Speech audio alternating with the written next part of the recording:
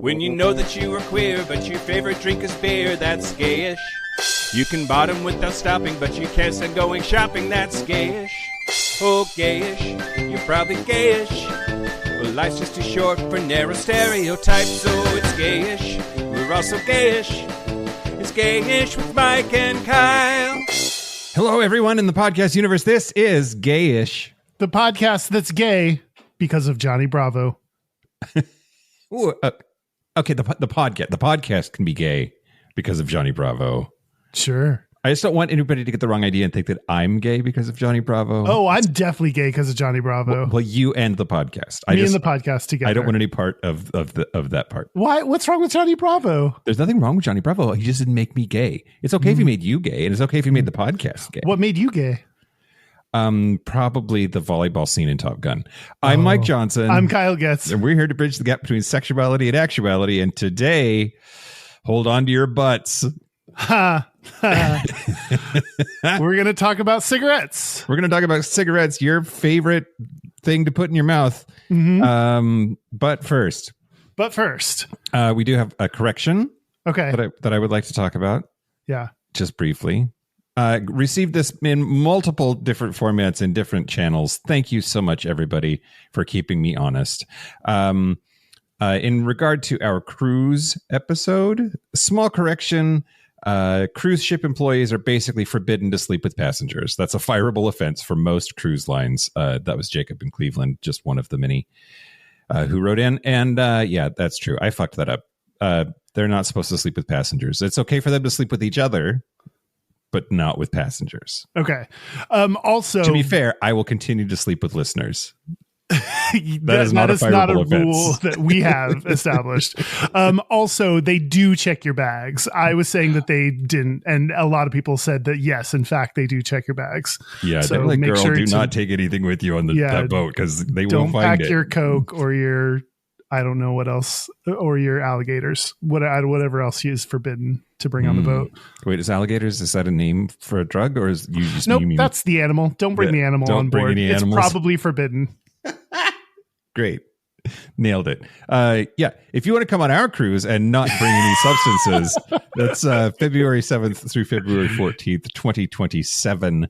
Gayishpodcast.com/cruise, the Live Love Podcast Cruise with Derek and Romaine. You will enjoy it. There's a form to fill out. $250 deposit gets you on the road to everywhere, baby. Yeah, it's going to be fun. You're going to be so annoyed of hearing about it by the time it gets to be 2027. I think. Okay, so my not so secret plan is to, like, during Pride Month, not talk about it.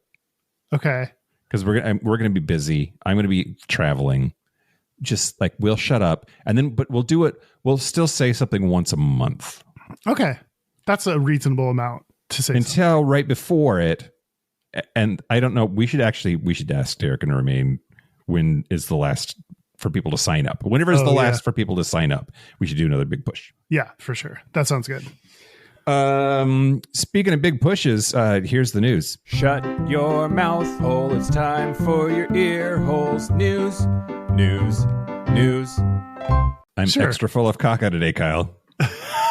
News the first. We got a new pope. American pope. An American pope. You'll be my American pope. American pope. Take me to the church. I want to bang a boy.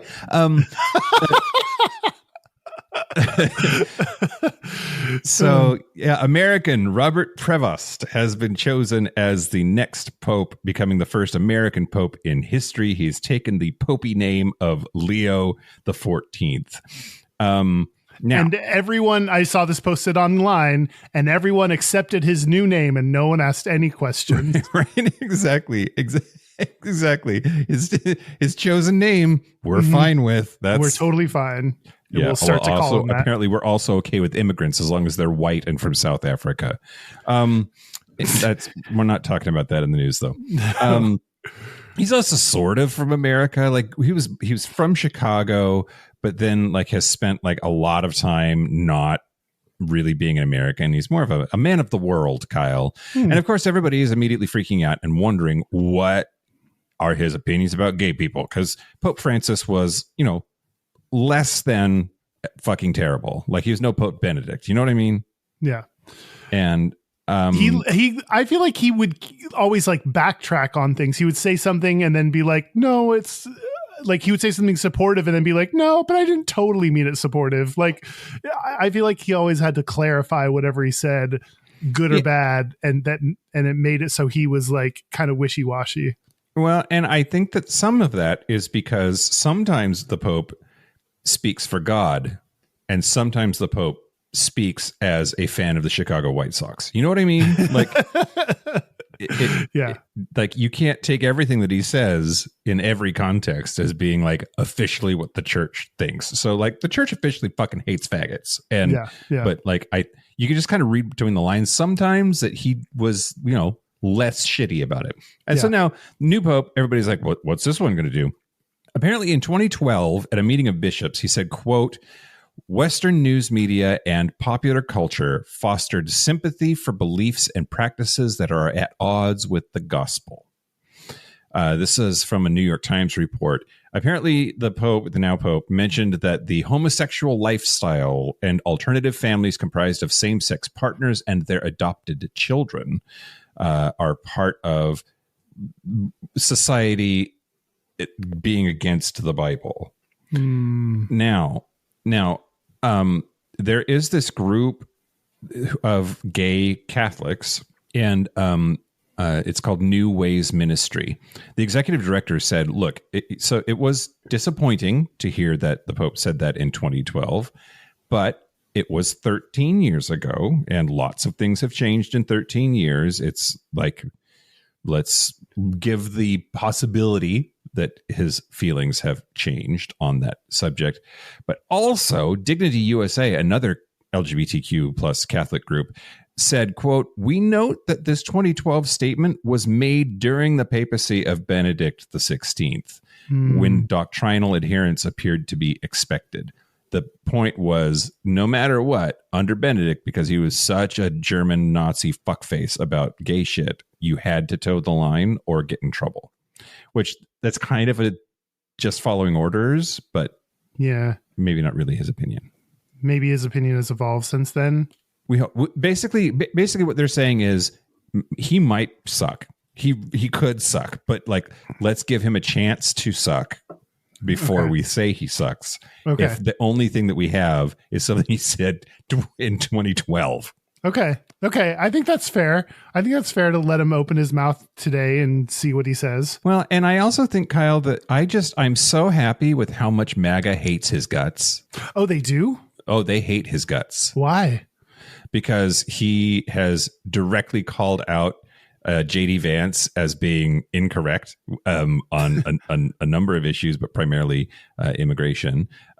He has said that he's anti-war, that he's pro-Ukraine, that he has, and basically that like Jesus wasn't white and like would probably not be welcome in America. Yeah. They get so mad when you point out the fact that Jesus wasn't white, the true facts that Jesus wasn't white. I don't understand why they get so mad about that. Because they live a cartoon existence, Kyle, free of any sort of pushback. I don't know. Yeah. Anyway, remains to be seen. But the fact that it was like so long ago that he said really anything about gay people, and the fact that MAGA hates his guts makes me want to I'm going to keep an eye on that Pope. Okay. I like this. I like him more now that I know that MAGA hates him. I didn't realize that. Yeah. They hate his guts is great. Yeah. That's awesome. News the second. Great. So this is kind of an update, but kind of not really. I don't know. But the Department of Defense's war against trans service members has escalated once again. The Supreme Court has allowed them to go forward with their ban while we're waiting for the actual case to be announced, which should be in June.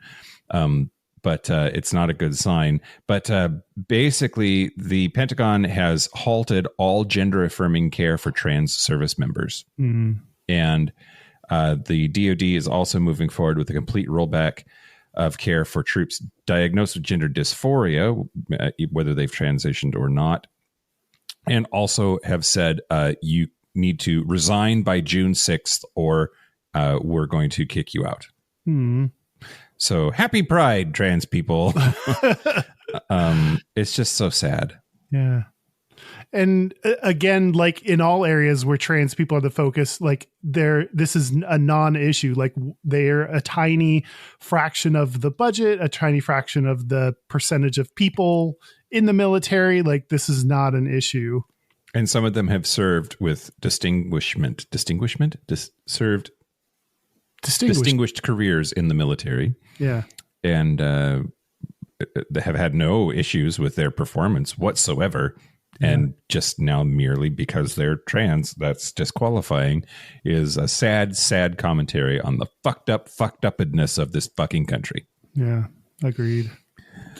News the last. Great. I'm going to end on a happy one, Kyle. Oh, that's exciting. Okay. I'm super excited about this. It's an open-faced turd sandwich. Yeah, exactly. With like little sprinkles. Yeah. Well. So the cities of Boise and Salt Lake City both are forbidden under their respective state laws to fly pride flags during Pride Month. Well, that sucks. So both cities are going to fly pride flags anyway. And I love malicious compliance because they are declaring that their city's flag is the rainbow flag now. So they're like, the official city of Boise flag for the month of June is the pride flag.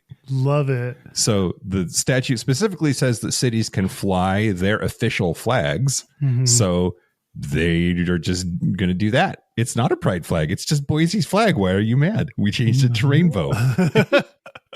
That's so smart. Someone really thought that one through before they did it. Good call. I love a letter of the law, not the spirit, malicious compliance. I love it so much. So the mayor of Salt Lake City said, quote, "Our city flags are powerful symbols representing Salt Lake City's values. I want all Salt Lakers to be able to look up at these flags and be reminded that we value inclusion and acceptance, leaving no doubt that we are united as a city and people moving forward together." And I just learned today that people who live there are called Salt Lakers. Yeah, I had no idea. I called them Salt Lakeans. It is another reminder too, though, that like there are red states and blue states, sure, but really we're blue dots of cities that live in red oceans. Yeah. That, you know, even in the most conservative, backwards shit-faced states like Utah, Salt Lake City is liberal as all hell. Yeah, for sure.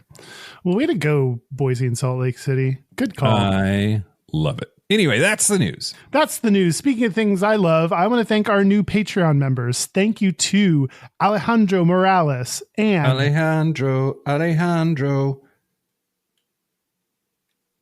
I was waiting for you to keep going. And thank you to Seth Kaplan. I don't think there's a song about Seth. Seth Kaplan. I know 0 songs about Seths. Sorry, Seth, you don't get a tune to your name. If you want ad-free episodes a day early, if you want to support the show, if you want to use Mike's hole for 100 words, then go to patreon.com/gayish podcast. Do it. Do you want to talk about cigarettes? Let's talk about cigarettes, Kyle. Yeah. This is my fault. Yeah, you did this. Why did you do this? I thought it was important. I know that LGBT people are more likely to do all kinds of things that are harmful for themselves, including cigarettes. And we both have personal experience that we can talk about our use of cigarettes. So I thought it was fitting. Okay. All right. I'll let it pass this time. Yeah. Yeah. Accepted? You accept my justification? Yes. Okay. Yes, I do. You're right. You're absolutely right. And I think I'm going to start with the history of cigarettes, Kyle. Okay. What's wild to me is the marvel of engineering that cigarettes are. Now, I know that cigarettes are bad. I know that they cause cancer. I know that there's like a whole litany of things that the industry fuck around with. Lots of fuckery going on. Lots of fuckery about. But like it's like wild what goes into making a cigarette. Anyway, so a cigarette needs to be differentiated from just smoking a tobacco in a pipe versus like a cigar, which is all rolled up in leaves, versus like a cigarette. And the paper is, most people agree that like the paper is what makes a cigarette. Like its casing, its covering is not leaves like a cigar. It's like it introduces the concept of paper and then later a filter onto the end. You didn't say the question, what is a cigarette? But you were answering that question. Well, you didn't want me to roll my eyes at you hard. I was hoping to sneak that past the goalie. Yeah, sorry. I noticed. Yeah. I see you. All right. Well, it's also, okay, so we don't call them e-cigarettes anymore. So like that doesn't count. Vapes don't count, everybody. Vapes don't count. Do you agree with that, Kyle? Yeah, I agree. Okay, great. And weed cigarettes don't count. Cannabis cigarettes don't count. Agreed. Okay, great. How about cloves? Clove cigarettes? I don't know. I don't know what that is. I used to smoke cloves because I wanted to be counterculture and cool. Oh, and they were a gateway drug because then I started smoking for real. Anyway. Okay, so the cigar really is where the cigarette comes from. And there are some indications that the Mexicans and Central Americans in the 9th century started to smoke tobacco out of like reeds, like the little water tube plants. And that's arguably the same thing as a cigarette because they're like not using tobacco. They're using something else to put the tobacco in and smoking it like the paper.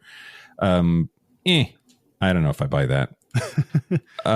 But basically in the 17th century, the North American, Central American, South American cigarette used corn or paper to wrap tobacco that had been prepared for cigarette use. And that's when it was brought back to Spain. Then the French caught on. The French named it the cigarette. Oui, les cigarettes.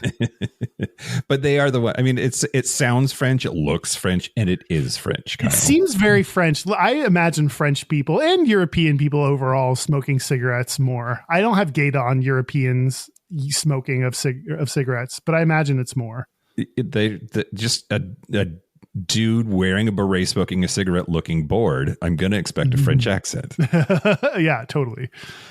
In 1845, that's when they started being manufactured in France, and then they ended up in England, and we adopted cigarette as part of the English language around the same time. Okay, so there's this dude James Albert Bonsack, which I wanted him to be gay so bad because he looks gay. Why does he look gay? He just has this like, okay, first of all, good question. It's in the eyes. He looks gay in the eyes. I think he's mildly attractive, kind of twinky. I would probably hit on him. And so it's not that he looks gay, it's that I am gay. Sometimes that's what happens. Sometimes they seem gay because you want them to be. Yeah, but I went on a whole thing. His Wikipedia article says nothing about his family at all, except that his dad was involved in a wool mill, and that's how he learned about machinery or whatever. But like it doesn't say anything about like his family. So I went on this whole thing. I found his grave on Find a Grave, and it said that he was buried next to his wife, and that they had a bunch of kids. So if he was gay, he was doing it the secret way. Yeah, real deep. Anyway, he invented the cigarette rolling machine, and that's what really introduced cigarettes to the whole world, because until then they were all rolled by hand, even if they were being like packaged and mass produced and marketed and sent that way. But basically it went from a person could roll, 4 cigarettes per minute. That's pretty average. Good. That's pretty fast. I mean, like I think about did you ever do try to roll your own cigarettes to be cool? No. I went through like a hot minute in college where I thought I was going to save money and be cooler by rolling my own cigarettes. The only thing is, when you roll your own cigarettes, there's no filter and it's harsh as fuck. But it was kind of fun. Anyway, yeah, it would take me 38 minutes to roll one cigarette and it would be lumpy and bad. Yeah. Anyway, so he invented this machine, and that one machine could roll 200 cigarettes per minute. Damn.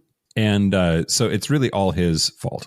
I wonder if he lived long enough to be like, man, I helped make the cigarette, which helps destroy people's lungs and get that out into the world in a more efficient way. So I am one of history's monsters. It's a great question. And I think probably no, because he lived. Okay. He was 64 when he died, which isn't old, but like, old timey standards. That's like, a decent run, but he died in 1924.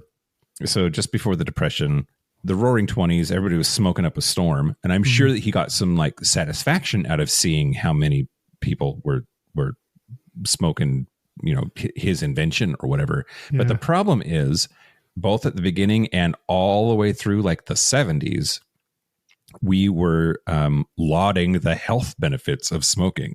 It wasn't like he wouldn't consider himself a monster, because I don't think they cause cancer, they are bad for you, they're highly addictive part was part of it yet. Yeah.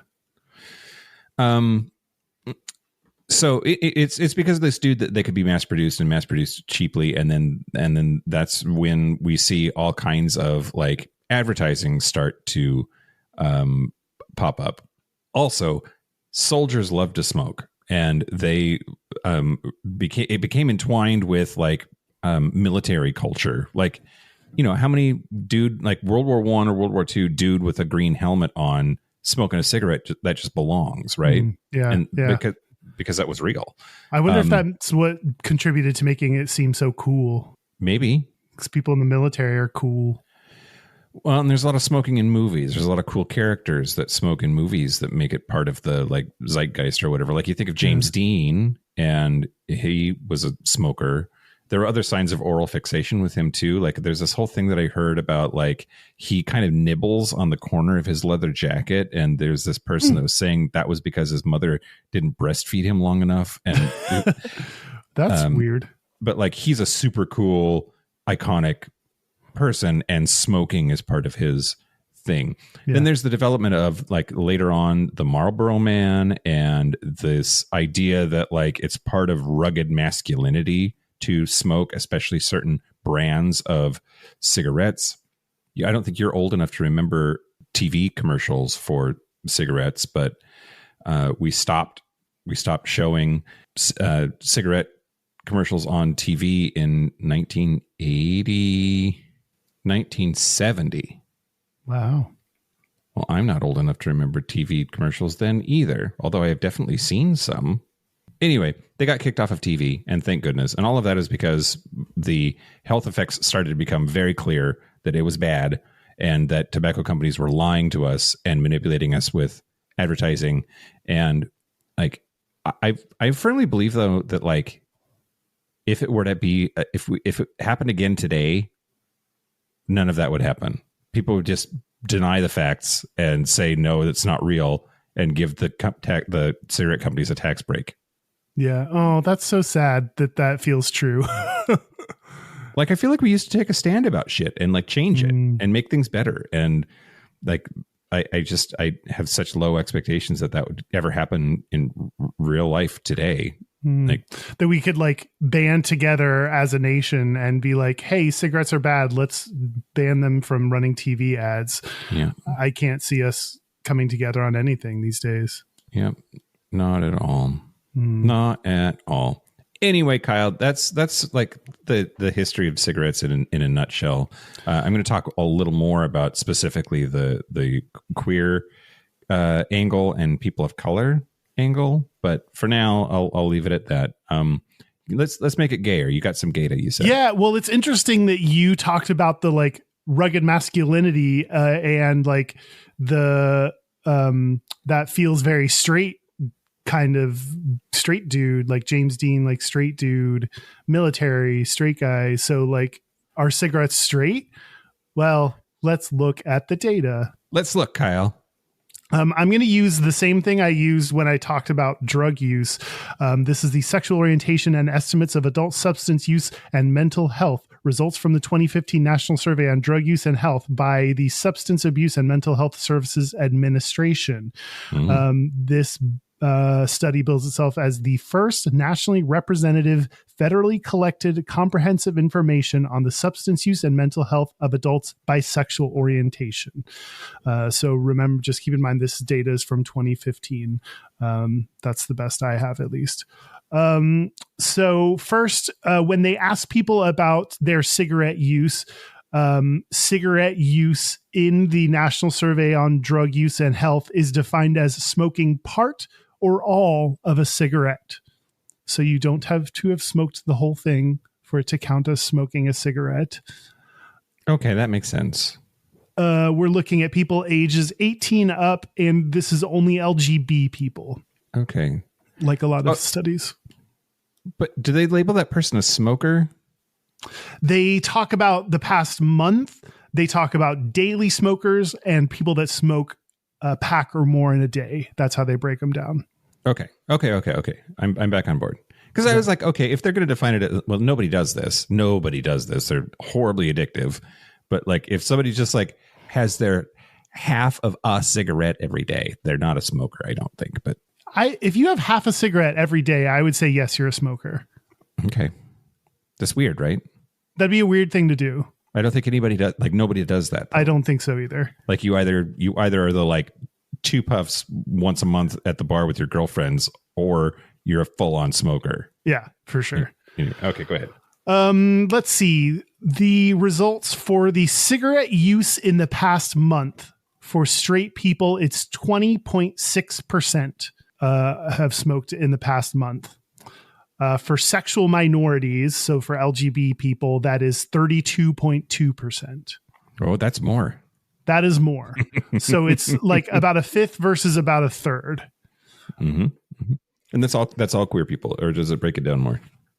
I will get into breaking it down a little bit more. Okay. Yeah, that's my money's on the lesbians this time, Kyle. Because of previous experience, money on the lesbians. Okay. Well, actually, we'll see. Among cigarette users, then the question is, how many are daily smokers? Yeah. So the percentage of cigarette users that are daily smokers of straight people, it's 59.6%. Oh, of the smokers. Got it. Okay. Got it. So of the 20%, 59% are daily. Okay, got it. Go ahead. And then of the smokers, how many daily users for sexual minorities is 51.6. So it's actually lower. A lower percentage are daily smokers for sexual minorities. I don't like that. Why don't you? That doesn't necessarily mean there are less of us. It just means that of the ones that do smoke, straight people tend to be more likely to be daily smokers. Okay. There was always that person in my life who just was like, I only smoke when I'm drinking. Yeah. And I'm like, well, girl, you're an alcoholic. So you're a smoker. Maybe that's what's happening here. Maybe I wonder if that's what's happening too. Like, only smoke when I'm drinking, kind of for fun, out with my friends at a bar kind of thing. Yeah. And maybe gays are more likely to be those people. Yeah. And then among daily smokers, what percentage smoke a pack or more in a day? For straight people, that is 41.8%. Oh, man. And for sexual minorities, it is 32.5%. So again, straight people are more likely, of the people that are daily smokers, they're more likely to smoke a pack or more in a day. Do you have any theories? I think it's the same thing. Well, no, I don't. Because if you're a daily smoker, why is it that straight people are more likely to smoke more? I don't know. No, I don't have any theories. Do you? Yeah. What about the pack a day thing? I think Do straight people have more money? That isn't, I don't know. Maybe straight people are more likely to have families and like they want to escape their family to get outside and just smoke a cigarette and like not be around their kids for a second. Yeah, maybe. Because there's like, I don't know, the oral fixation thing that keeps popping up, right? And the idea is that like gays are more nervous and gays are more fidgety and gays are more like putting things in their mouths all the time, and that like it's the dicks, Kyle. That's why we can't get 100 cigarettes sorry, not 100 cigarettes. Jesus Christ, Mike. We can't get a whole pack of cigarettes in our face because the dicks are in the way. We have too many dicks in our mouths, so we can't smoke. Yeah, as much. Straight people aren't getting enough sex, so they're smoking more. Right. We are getting our fix. Maybe we're getting our fix from other things like alcohol, drugs, RuPaul, the essentials. Okay, if you just look at men and their cigarette, and boy do we, men's cigarette use in the past month. For straight people, it is 23.6%. Okay. For bisexual men, it is 28%. Mm-hmm. And for gays, it is 30.2%. Yeah. Way to be on top, gays. Gays are the winners as the for men, the most likely to smoke. For women, cigarette use in the past month, for straight people, it is 17.8%. Which I think that's the lowest percentage of any of these percentages that I'm reading. Straight girls? Straight girls are the least likely, which is interesting. So at least when you look at straight people, it is a more masculine thing because straight men was 24%, and straight women was 18%. Mm-hmm. Mm-hmm. So that's interesting that it's both more greater more men do it, but also gays do it more too. You often see things that are feminine tend to be associated with gays, but in this case, it's not. Yeah. Huh. Maybe it's this masculine thing, like more like that's the opposite of what we usually see in another way too, right? Which is that usually it's feminine things that the gays flock to, and then we start associating with gayness. That's what I just said. No. But like, okay. Well. Stealing my thunder. If you look at women, we're still looking at women. We're on women. We're on top of women still. Tell me about the lesbians, Kyle. Straight women was 17.8%. Lesbians is 31.8%. And bisexuals was 35.2%. Those bi women, God bless them. That's what it was. I think you might be misremembering. It was always the bi women. It's always the bi women, yeah. Yeah, not the lesbians. So bi women, out of all of these percentages, men and women, the bi women have the highest percentage at 35.2%. It's wild. And then if you break it down by age, if we just look at people age 18 to 25, we were looking at everyone 18 and up. So now just 18 to 25 among straight people, it is 25.5%. So they are more likely than the average straight person to smoke. And for sexual minorities, it is 39.7%. Okay. So actually, among all the numbers that I talked about cigarette use in the past month, 39.7 is actually the highest percentage. And so sexual minorities age 18 to 25. And if I had to guess, I would guess that it would be bisexual women 18 to 25, would probably be the most likely to smoke cigarettes. That just blows me away though, because I think that like the youngins are so woke and like love their bodies and don't want to poison them and are like poor and can't afford fucking cigarettes. They're so expensive. It's crazy. And I think of everyone as moving over to vapes. So I don't know. Did they count e-cigarettes? I don't know. What's the difference between an e-cigarette and a vape? I think it's the same thing. Is this the same thing? I think so. Should I check to see if this included e-cigarettes? Whatever your heart song says, Kyle. If I search e-cigarette, it doesn't come up with anything. According to the CDC, e-cigarettes, electronic cigarettes, e-cigarettes are sometimes called e-cigs, vapes, vape pens, and electronic nicotine delivery systems, or ENDS. So the CDC says they're all the same.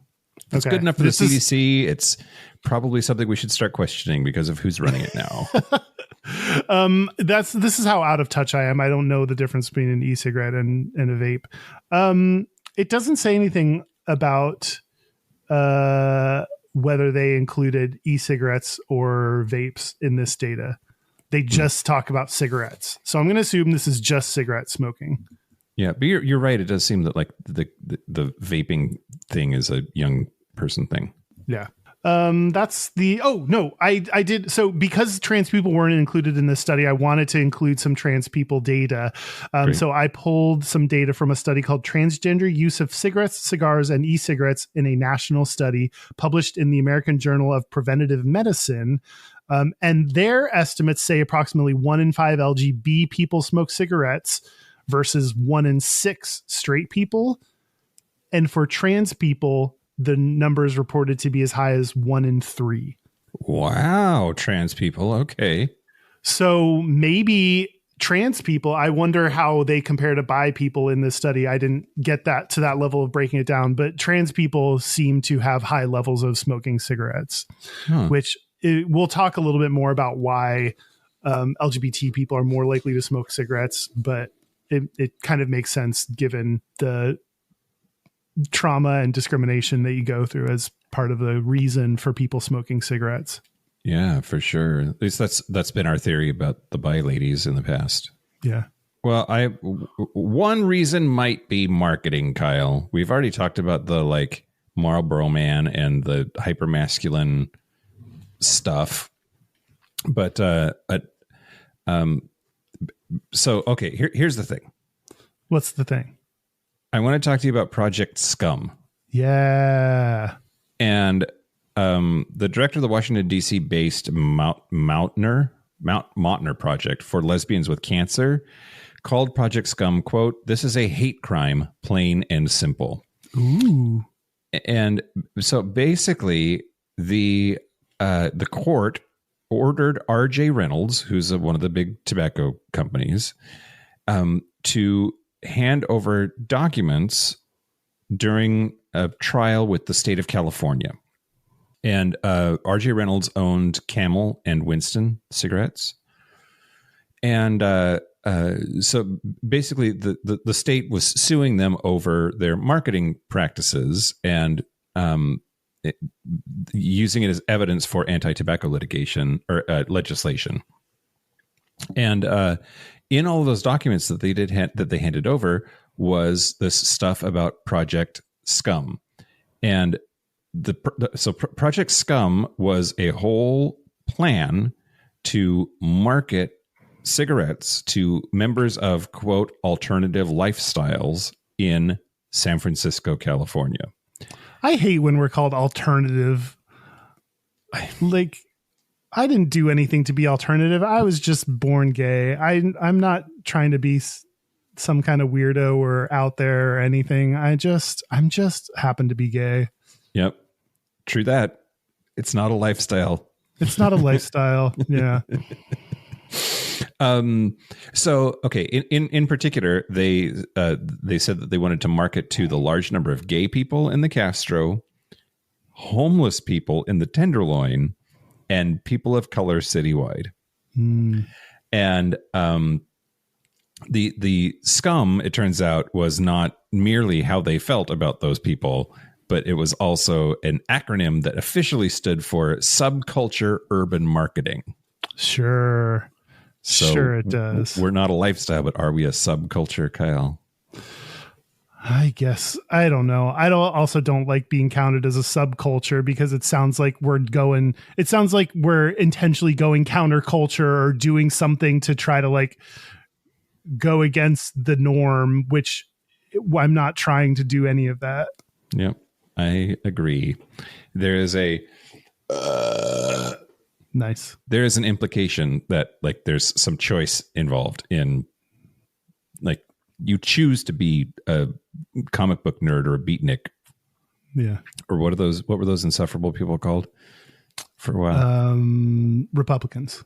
Yep. Them also. You definitely choose that. Hipsters. Yeah, it's a choice. That's a choice that's being made. Those are subcultures, I think. Yeah, Anyway. Yeah. But gay culture is a subculture too, and I understand that. Yeah. But shouldn't there also be dom culture? Anyway.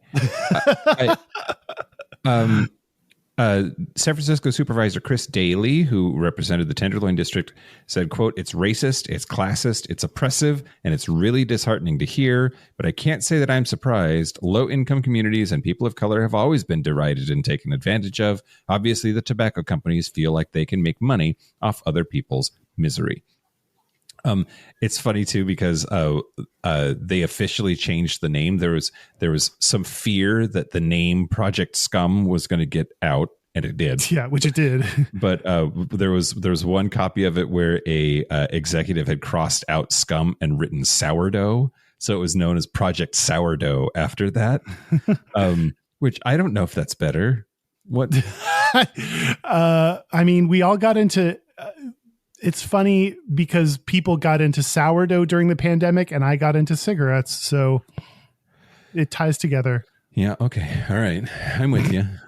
This makes sense. Yep. Anyway, all of this stuff sounds like shit that they were doing in the 1940s, 1950s, 1960s. Nope. Project SCUM was 1995. Wow. And it just goes to show that even after they'd had the shit sued out of them, even after they had lost case after case after case about the health destroying properties of cigarettes and all of the evilness that they were forced to stop when it came to advertising, they were still fucking doing it. They were just trying to not get caught. Yeah. That sucks. Boy, cigarette companies are like some of the lowest of the low. They're scum, Kyle. You're the scum. Take a mirror, Project SCUM. Anyway, that's enough about Project SCUM. It just was it was so interesting to me that they were like, yeah, let's figure out how we can get those fags to smoke our cigarettes more. Yeah, because we don't like them. Or we do. We want their money. We want their money. We know that they're more prone to smoke, so let's capitalize on that and make it our brand. Yeah, well, and it's unclear to me whether we were more prone to smoke before Project SCUM or not. Like if it was the influence of like intentionally going after our dollars that ended up in us smoking more. Not sure. Well. I'm going to talk more about why LGBT people are more likely to smoke cigarettes. Let's do it then. Is marketing one of the things? Marketing is the very first thing, and I did have stuff on Project SCUM that I won't go over, Avi. Right. But yeah, people. Every time in an article I ran across a reason we are more likely to smoke, I just basically wrote it down. So these are a collection of all the reasons I could find, and everything mentioned. Some articles exclusively mentioned the advertising that is done to our community to try to get us to smoke as the reason. So it looks like kind of pushing a little bit of the blame off of ourselves and placing it squarely on the tobacco companies, which I'm not sure I totally agree with. I think we have to take some of the blame as well, but there are understandable reasons why we may be more likely to smoke. One other reason is bar culture. Yeah. Bars are often seen as safe spaces in the gay community, and they encourage, among other things, alcohol use and cigarette use. So I think that it makes sense that we're feel safe in places like bars where you're going to get drunk, you're going to have a cigarette. Yeah. And you see people doing that. There's outside of one of our favorite little places, one of our favorite bars, there's like a little cigarette smoking area. Yep.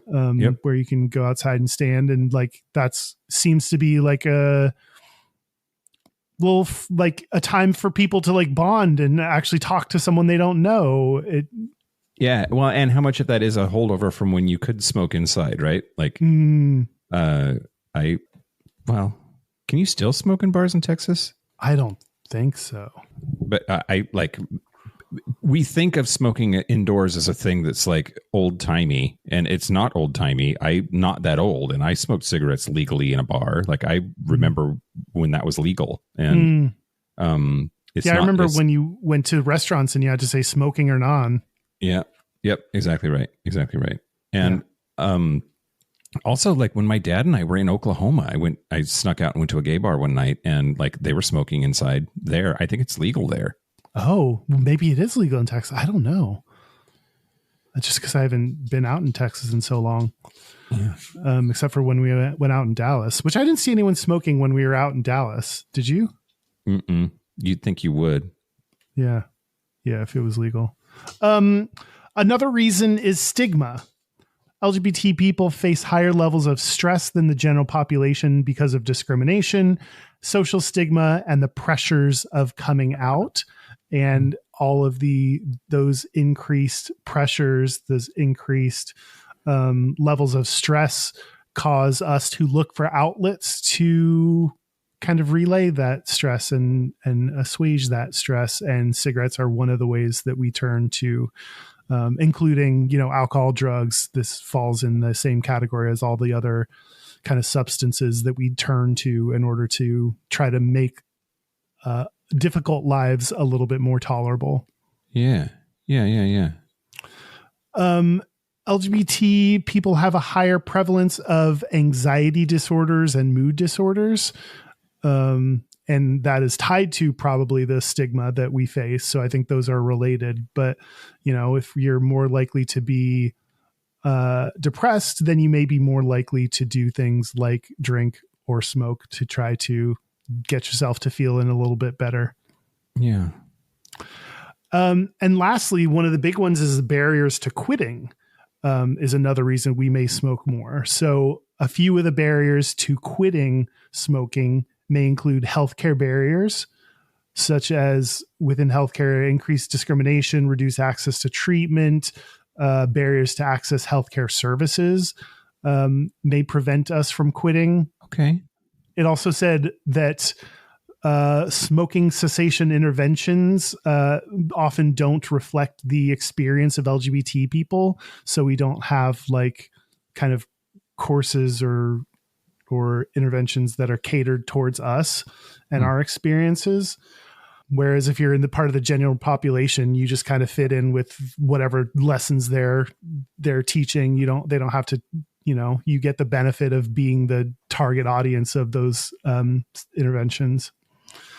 It also mentioned that we are at a higher risk of things like, because we're at a higher risk for things like HIV and AIDS, mental health issues, other substance use, all of those may take higher precedence over the idea of smoking. So if you're like using meth, then stopping using meth may be your priority rather than giving up smoking. Mm-hmm. Or if you're depressed, getting your depression, under control and in check may be a higher priority than quitting smoking. Yeah. I mean, that makes sense. It's sad, but it makes sense. So like, you got bigger fish to fry. Yeah. Basically, you have bigger fish to fry that smoking is the least of your concerns. Mm-hmm. And then also we're more exposed to secondhand smoke, making it harder to quit, which that feels like one of those, once you're more likely to smoke, then once our population is more likely to smoke, then we're more likely to have secondhand smoke, making it harder to quit, making us more likely to smoke. Like that seems like a little bit of a wheel there of perpetual smoking. Yeah. God, I remember that being hard. Secondhand smoke used to be really hard to be around. Before I started smoking, I really liked secondhand smoke. I got to a point where when I was in Austin, when I was going to school, I would like walk behind people that smoked because I liked the secondhand smoke. That's interesting. Yeah. The smell of it? Yeah. Interesting. Yeah. Even though I never smoked in college.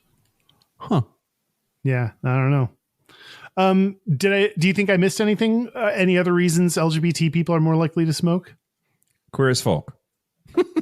I didn't. I was just thinking about media. I wonder if like media is more likely to show us smoking, or if we're more influenced by the media we do see, maybe we don't see representations of us in the real world, so we look to media, and media might be more likely to have us smoking. That Lady Gaga video where she was like wearing glasses made out of cigarettes. Oh yeah. Yeah. Huh. Some people were saying that like there are a bunch of queer icons that smoke, like Marlene Dietrich. I don't know who that is. Old timey, like tuxedo wearing lesbian with the cigarette in a holder. Mm. But yeah, I don't know. Yeah, that would make sense. I think it's a mask thing. Yeah. Yeah. So it, like maybe like the leather community might be more likely to smoke. I wonder if that's true, because they're into like I'm a mask dude, I got leather on, I'm a cool biker dude. And some of them like to burn each other with cigarettes, right? And cigars. Oh, part of like Dom sub things. Yeah. Yeah. Oof. I don't know, maybe. Do you have any other theories? Personal thoughts? No, I think that pretty well covers it.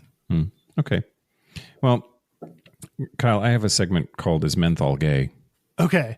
I don't really understand menthol cigarettes, so you might have to explain those to me. Understand them how? Like that they are a thing, or that people like them, or I don't know what that means. What is menthol?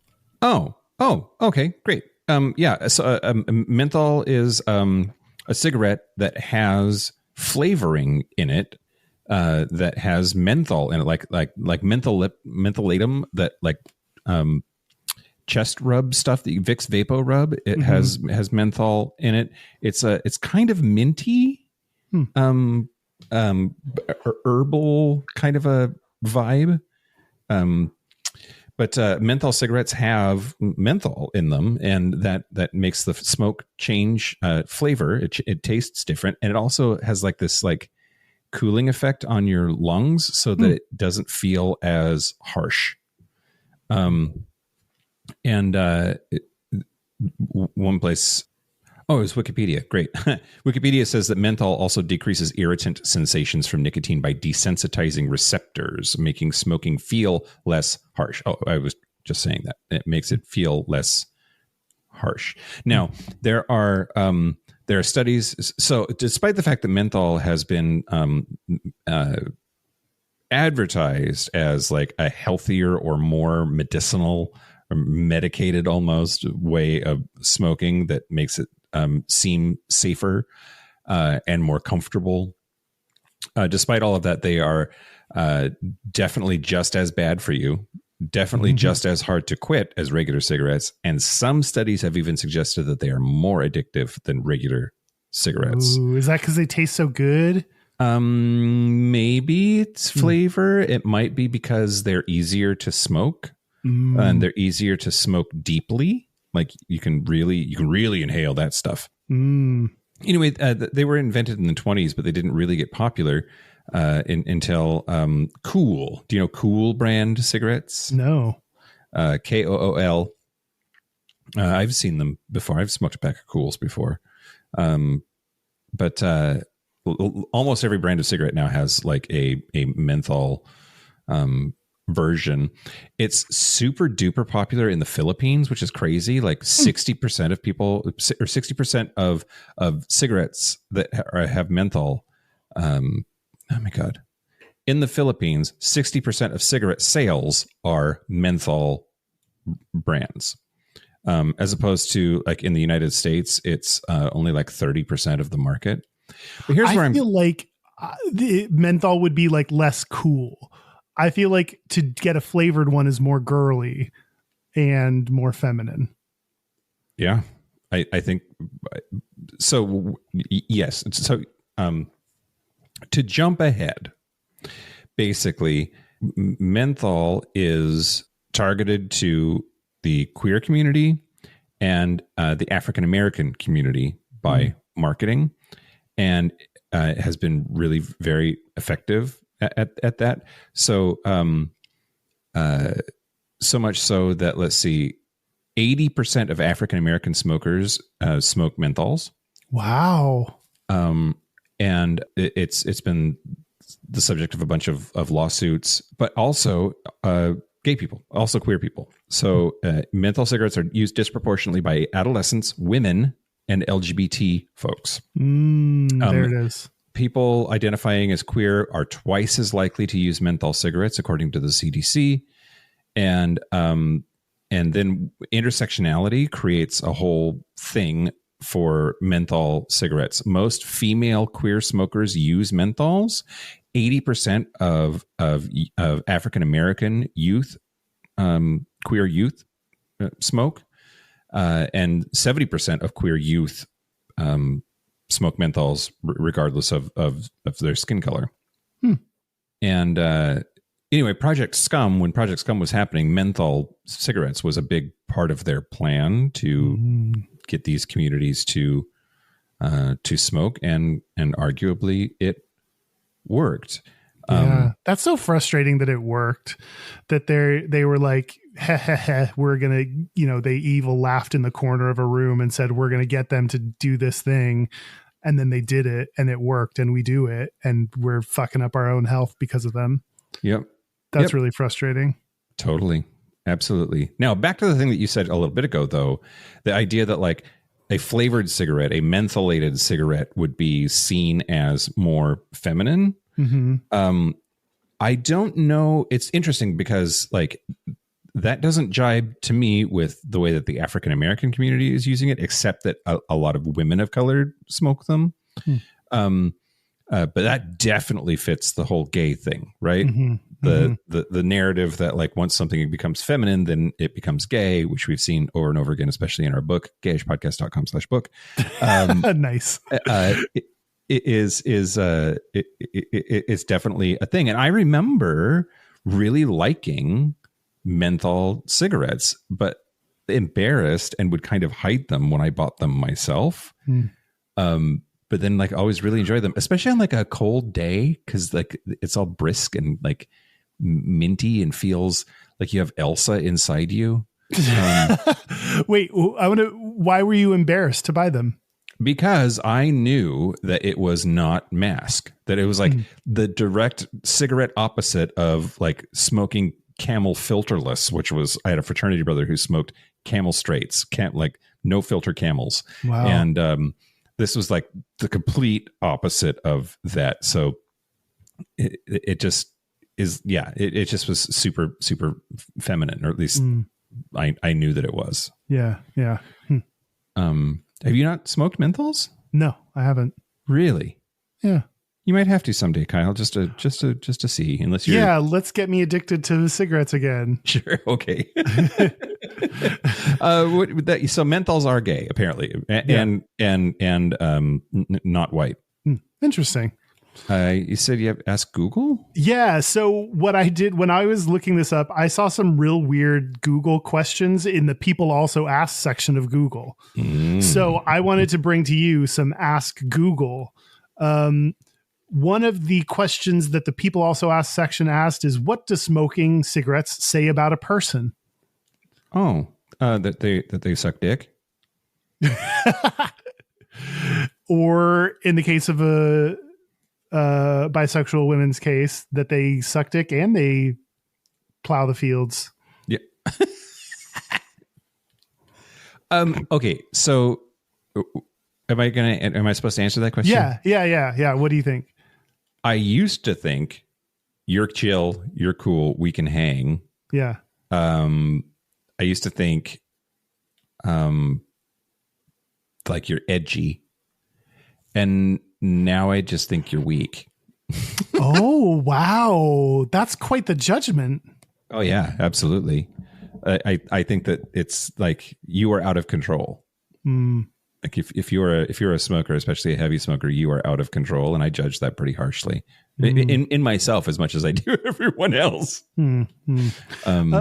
According to Google, in sum, current smokers are characterized by high neuroticism, high extroversion, low agreeableness, and low conscientiousness. Oh yeah, the big five or whatever. What's the big five of what? The big five personality. Oh, traits: extroversion, introversion, extroversion, narcissism, agreeableness, neuroticism, conscientiousness, and conscientiousness. Those are the big 5. Unlike Myers-Briggs, which is utter horse shit and basically no better than a horoscope, those have like probably genetic components to them or factors to them and are way more useful. Oh, interesting. I don't know. High extroversion. I could see that. If you smoke, you may be more likely to be chatty with other people. I mean, it gives you a conduit to like talk to other people. It was like, if you were a smoker, you like had your smoking buddies. Yeah. What does cigarette smoking symbolize? I think of it as low class, blue collar. But in a hot way. Low class in a hot way. Yeah. I like that. Like when you see a hot homeless person. Yeah, right. Like, sir, you put your shirt on because you're giving a mixed signal here. I don't know. Do you agree with that? According to Google, the cigarette symbolized modernity, strength, and youth, but also nervous anxiety. Yeah. Which I could see the nervous anxiety part, like, especially like if you're getting up on the time where you usually smoke and you're not smoking, then I can see you fidgeting and shaking your leg a little bit because you got to get your cigarettes. Yep. Next question. Can lungs heal after 20 years of smoking? I mean, yes, but maybe not completely. Like scars are scars, man. Yeah. Yes, but not all the way is my answer. According to Google, yes, lungs can heal after 20 years of smoking, and it's never too late to quit. The lungs have remarkable ability to heal themselves even after decades of smoking. Quitting smoking can trigger the healing process, and lung function can improve significantly over time. Yeah. It did not say to what degree it could improve, so you may be right. I don't know. But this little paragraph that it gave did not say to what degree. I saw there are all those people with popcorn lung now that like from vaping, and I guess that doesn't get better. Like, that's scary. Yeah, it's scary. Last question. Is being lonely equivalent to smoking 15 cigarettes a day? No. I equivalent to? Maybe. Okay. I'm back on board with this question. Yeah.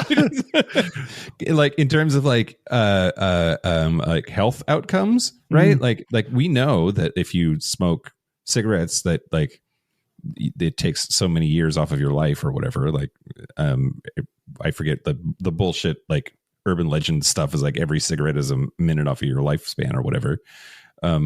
But we also know that being lonely leads to bad health outcomes, that people have a lower life expectancy if they don't have good social networks and social structure and social time. So now I wonder, like, yes, probably yes. I like the question now, and I think the answer is yes. Wow, you got there. You figured out what this question meant, which I had no idea. I was like, what the fuck are you talking about when I was looking at the question?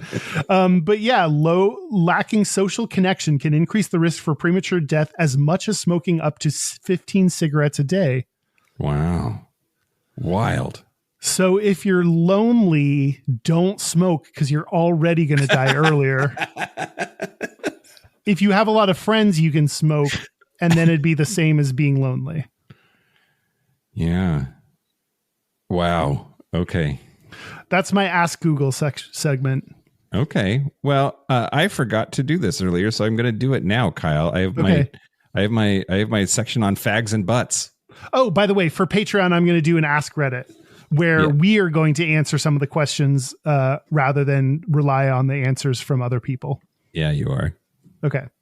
Fags and butts. Fags and butts, Kyle.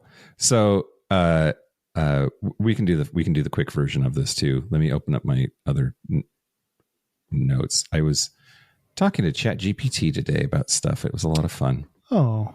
Okay, so first of all, Kyle, you I'm sure have heard in British slang that a cigarette is a fag. Yeah. Yeah. And it also is short for faggot.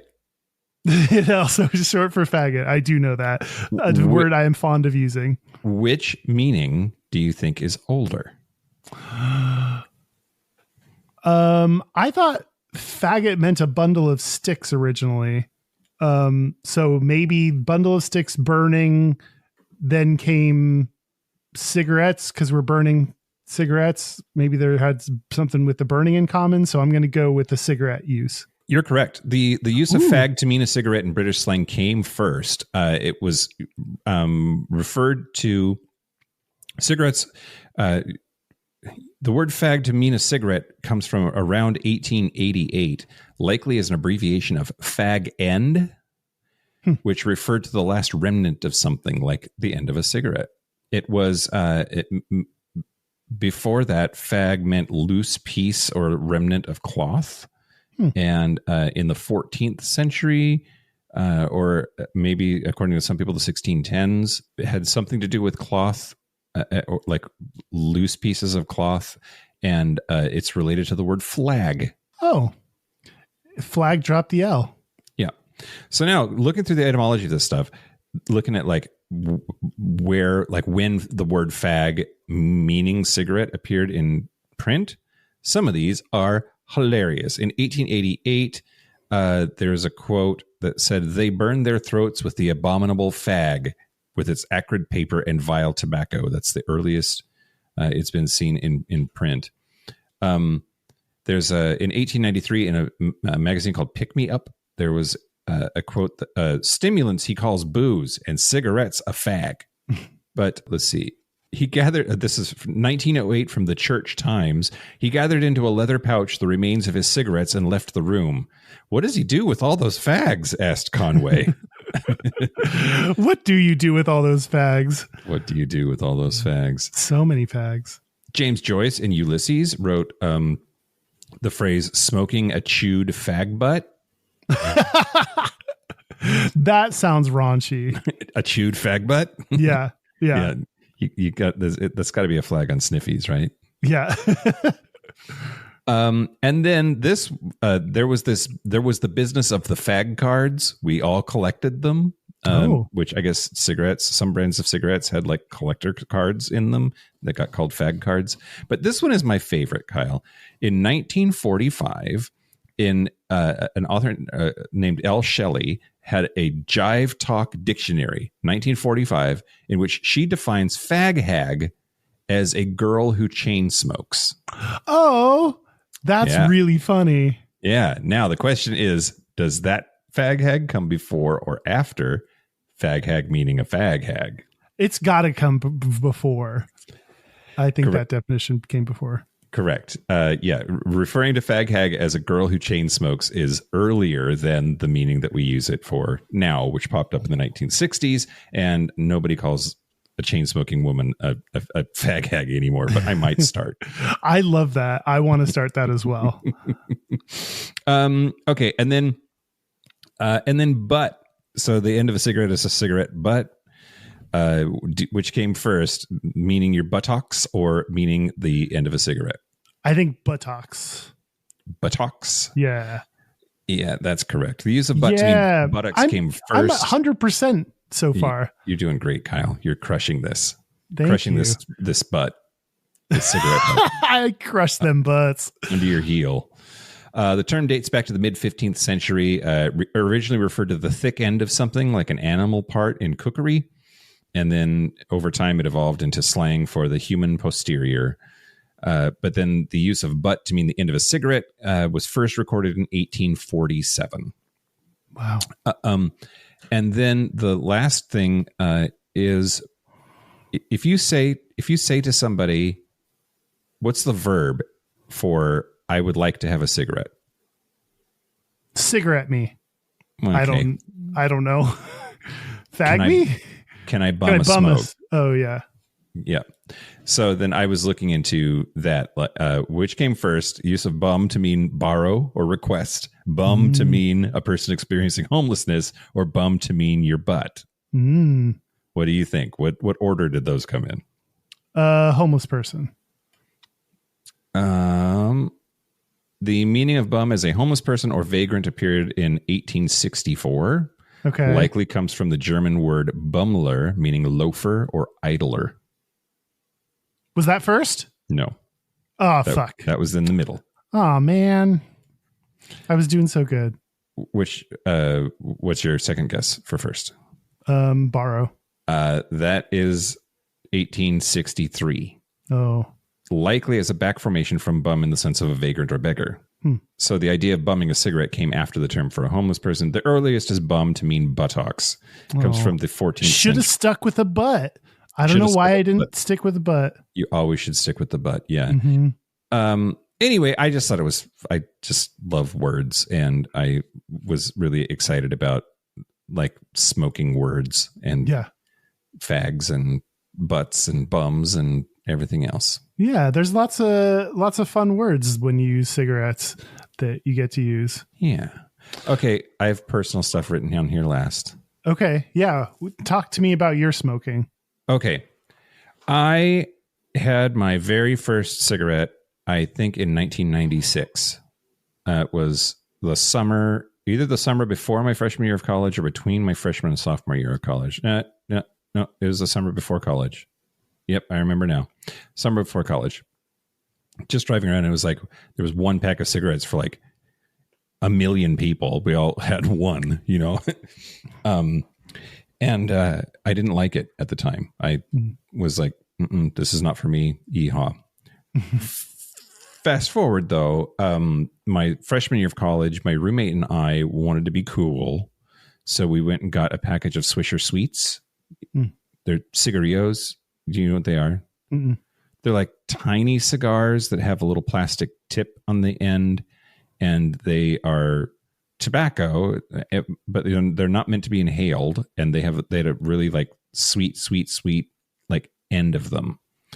And we smoked those, but I didn't like actually start smoking. It's really the fraternity. I joined the fraternity. It was the 90s. Every party, I would legit like send a $10 bill with an upperclassman to the grocery store, and he would come back with a pack of Camels and a half case of Keystone beer and some change, because shit was just so much cheaper. You got a lot for $10. Absolutely. And so I started smoking just like at parties, and the next thing I knew, I'm smoking, in the morning before heading to class and on my walks between classes. And next thing I knew, I was a full-on smoker, pack-a-day smoker. And it was expensive. I could not afford it. I just couldn't stop. I was addicted. It became a joke, me trying to quit. Like I would say I was quitting, and everybody would be like, again? Because I quit. I quit over and over and over and over and over again. And I just can't overstate how difficult that is. At the end of the day, when I finally quit smoking, it was because of my ex-wife. So like of everything else that was up with that relationship, she gets the credit for that. Cause we were on a date. It was going well, like our third or fourth date. I was like, can I have a cigarette? And she said, sure, but I'll think less of you. Oh, wow. So I was like, well, if I'm going to date this girl and have her make me straight, I need to not smoke. So that's really what started me down the path of quitting. I had my very last cigarette, December 14th of 2002. Wow. You still remember the date? Yeah, it was my best friend's, he was the best man at my first wedding. It was his wedding. I just had, my, wisdom teeth out, and I was in a lot of pain, and, bummed a cigarette from a fraternity brother. I had quit because of my ex-wife, but I was traveling for this wedding, and I figured I would just have one. And, for whatever reason, the combination of her and not enjoying this cigarette and not really having super cravings for another one partially because I was in pain. That was the final one. I distinctly remember the occasion. I remember my last cigarette, which is wild. But yeah, and I'm okay now, like being around people. I don't crave it. Every once in a while I'll think about it. I'll like getting behind the wheel of a car on a hot day. There's this like, I would roll down a window and smoke a cigarette right now. Like I still think about it. I dream that I smoke sometimes. Oh, interesting. And boyfriend occasionally vapes, and I've been able to completely avoid that. But yeah, it's not easy. It's not easy. And so I'm super diligent about removing temptation for myself and just like being super clear about that's a hard no for me. Like we were in Japan and some people wanted to do hookah and I'm like, no, I can't, not even once. I don't know. Are you worried that if you did hookah that you would get back into smoking? 100%. That's the fear. I don't know. When it comes to cigarettes, I was completely out of control. And like, I noticed that my language, a lot of the way that I speak about nicotine is the way that alcoholics speak about alcohol once they've been through a 12-step program. I'm just like, it was that hard. And I remember feeling completely out of control and miserable and worthless for not being able to stop when I wanted to. And I'm just not going to do that to myself again. Good for you. Thanks, man. 22 years and counting. How about you? The pandemic made you smoke? Basically, yeah. The first time I smoked a cigarette was in college when I was studying abroad, and I was smoking with this girl. She like offered me a cigarette, and I like basically didn't inhale. So I didn't really like, I was like, I don't understand what everyone's on about this smoking thing. It doesn't like, I didn't understand because I wasn't really smoking. And I think like I would have a cigarette again, like not really inhale, like every now and then, like if I was drinking and someone offered me one.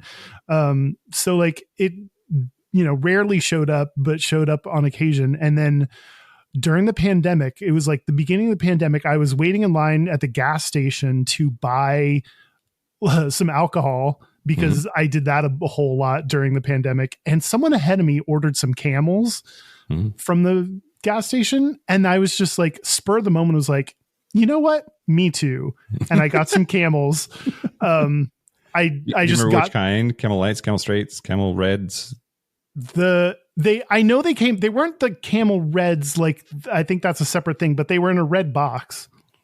Okay. I think they were just the whatever generic regular Camel. Okay. And then I started smoking all through the pandemic. It was kind of nice because I was old enough to know better, and know that it was a horrible idea, and I didn't care because I was doing a lot of things during that time during the pandemic that I shouldn't, like drinking too much and smoking weed and overeating and smoking cigarettes. So it was just one of the many things that I did that I've like since had to cut myself off from, as we basically what encouraged me to do it was that no one knew I was smoking except you. You were the only one because we weren't allowed to see anyone. So no one could be around me to see that I smoked or smell my clothes or anything. So that's how I could get away with it it was only after I quit that I told friends that I had smoked during the pandemic. What got me, and I also quit several times and was unable to. And finally, when I quit for good, I took a trip with some friends to Palm Springs and didn't want to smoke while I was there. So didn't at all. So I remember we drank a whole bunch, of course. And I got sick to the point of throwing up. I had a headache. I felt it's horrible. It's fucking terrible. Yeah. And I didn't put it together till later that like, oh, that was because I quit smoking and my body was like going through it. Yeah. I don't often throw up from drinking. I do every now and then if I drink way too much, but like it has become rarer and rarer. But yeah, I definitely threw up after that night of drinking. But that kicked off and then, a few days with friends where I didn't smoke. And then I kind of just rolled along with that trend and didn't pick it back up. Yep. So it was like a year and a half or so that I smoked cigarettes. Any desire to?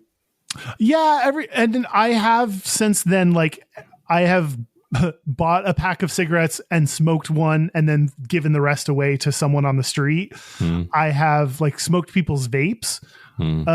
So I can do it like every now and then or after I'm drinking. And it's not like pick it back up as a habit. Yeah.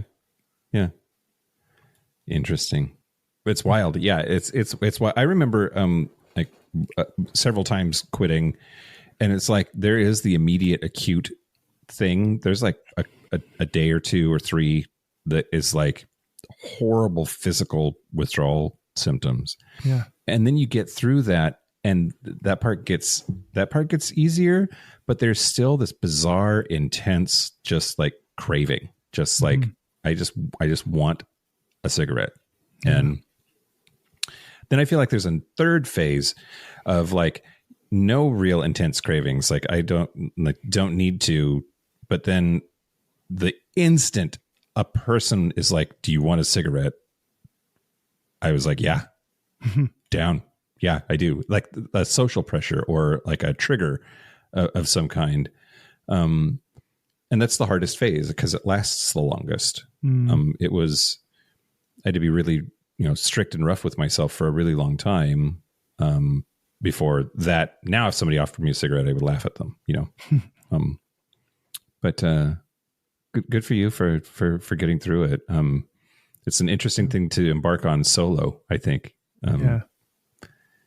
Although there was that time that like your coat fell on the ground and your cigarettes fell out or something. I'm trying to remember where we were when we were hanging out. You had a pack of smokes on you. I was like, oh, I don't remember that. That's interesting, Kyle. I remember going over to your place during the pandemic and you were like, just so you know, I can smell cigarette smoke on you. Like, no, people don't often know. You were basically telling me because as a good friend, people often don't know when they smell like cigarette smoke. And you were like letting me know that I did. Yeah. Yeah. So that was part of when I knew that I was going to have to quit when the world reopened, because I knew that I didn't want people smelling cigarette smoke on me and I didn't want other people knowing. So it was my shameful little habit. I feel like there's a ton of things that after the pandemic, I had to like learn how to go without and stop doing, and bad habits that I had to break after the pandemic. And that has taken time and I'm still working on. I mean, mine was drinking every day. Yeah. Every single day I got drunk from March 20, whatever it was, until like late April when I got this like, holy fuck, I need to get my shit together. Yeah. Yeah. All right. Well, that's kind of a downer note or a somber note, but should we take a smoke break? No, Mike. No, don't do it. Let's take a non-cigarette break. All right, let's take a break. This is the part where Mike and Kyle take a break. Are we back? We're back. We're going to do our Gayest and Straightest. But first, hey, everybody. Hey, how are you? How's it going? How's your podcast experience so far today? Please rate us on your podcatcher of choice. Yeah, do that. Rate, review, subscribe, and recommend. No, that part's later. Right. Okay, I wanted to talk about this thing that we're doing at Charlie's. So Charlie's is a queer bookstore that is in the Fremont neighborhood of Seattle. If you want to come see us, buy a book, or have yours signed, we're going to do a reading at Charlie's, again, in Fremont. That is on Friday, May the 30th at 7 p.m. And you can get more information from their website, charliesqueerbooks.com. But come hang out, come see us, and we'll, I don't know, punch you in the dick or something. I was going to say, way to promote that. Good job. And then you said that we were going to punch them in the dick. So, that maybe a C- on that advertisement. All right. Well, it's a C- kind of day, Kyle.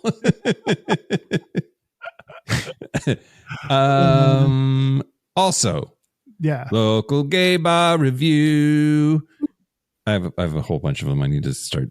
I need to get it together, Kyle. Okay. What are we going to talk about this time? I'm going to talk to you about Wet Dreams in Puerto Vallarta, Mexico. Wow. Wet Dreams. Yeah. And I'll just read it. This is one of the ones that I just want to read. This might be a bathhouse. I'm not sure. Many, many, many brown boys with their dicks out in a shower behind the bar. They love 20 peso notes. High pressure to join them in the back room, though. Ooh. Boyfriend and I each held a dick at the same time. It's super fun energy. I love the showers. This is Go-Go Boy fantasy fantastic energy. 4 dildos. Is it because you didn't make out with anyone? Yeah. Because everything you described is like perfect for you and right up your alley. You convinced me, Kyle. 4.5 dildos. What's the extra half? What does a bar have to do? I didn't get laid because sounded like you could have. I could have. Yeah, definitely could have. But a potentiality is not a actual an actuality. Yeah. Okay. We talked about Charlie's. We talked about local gay bar review. Our website is gayishpodcast.com. We are on social media at Gayish Podcast. Our hotline, where you can send us text messages or leave us voicemails, especially if it's your gayest and straightest, is 5855-GAYISH. That's 585-542-9474. Standard rates apply. Our email is gayishpodcast@gmail.com. And our physical mailing address is Post Office Box 19882, Seattle, Washington, 98109. And Kyle, yeah, we got a thing. Ooh, what did we get? We got a box. You don't know because it's a box. Okay. It is from New York. It says to Mike Johnson and Kyle Getz. And we open it up. It's that thing of bubble wrap. I always wanted that. It's this thing. What is that? Is that a little plant?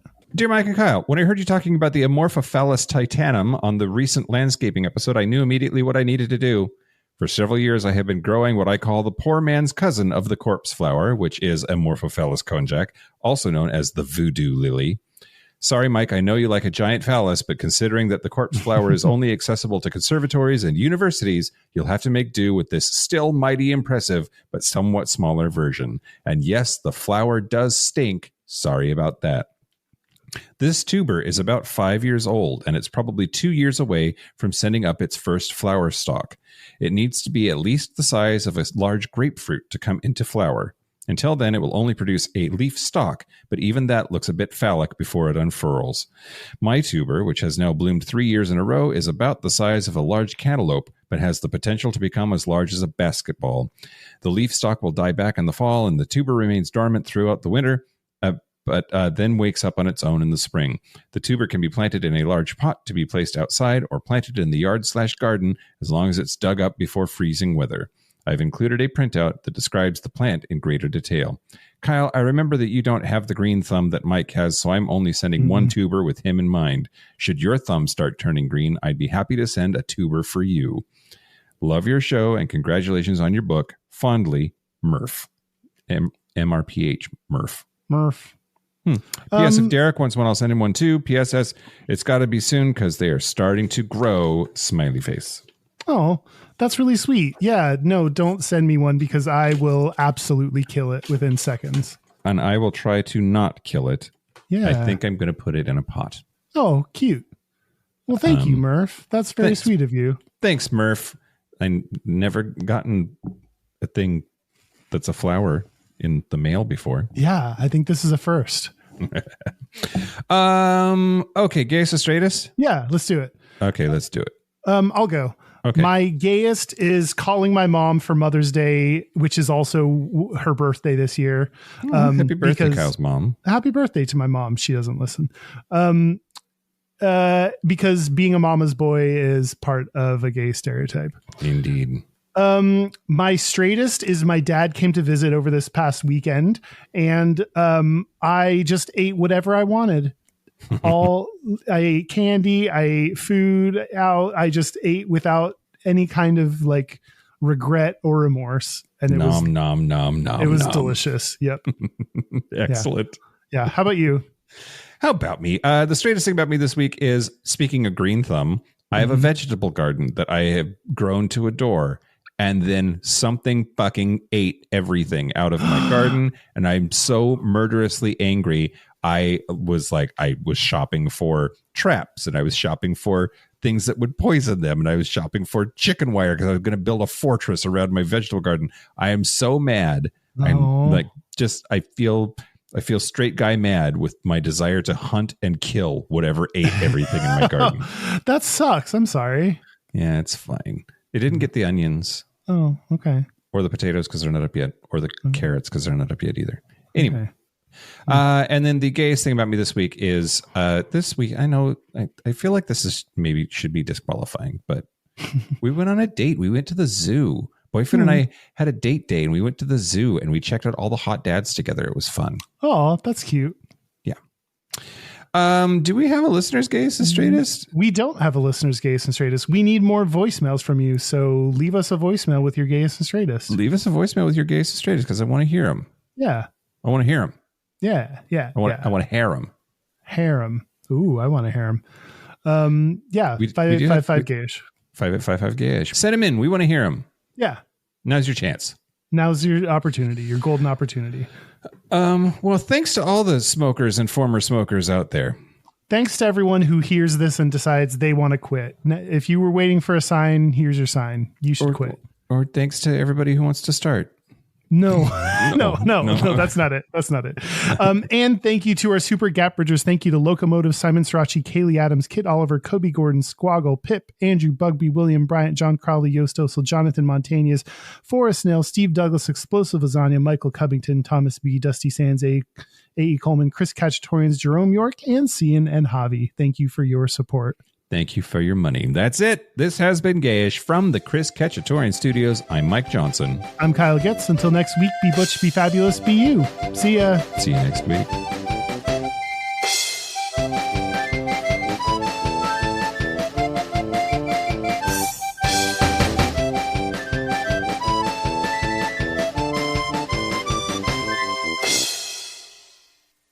Blibbity blap. Biggity pop pop deep.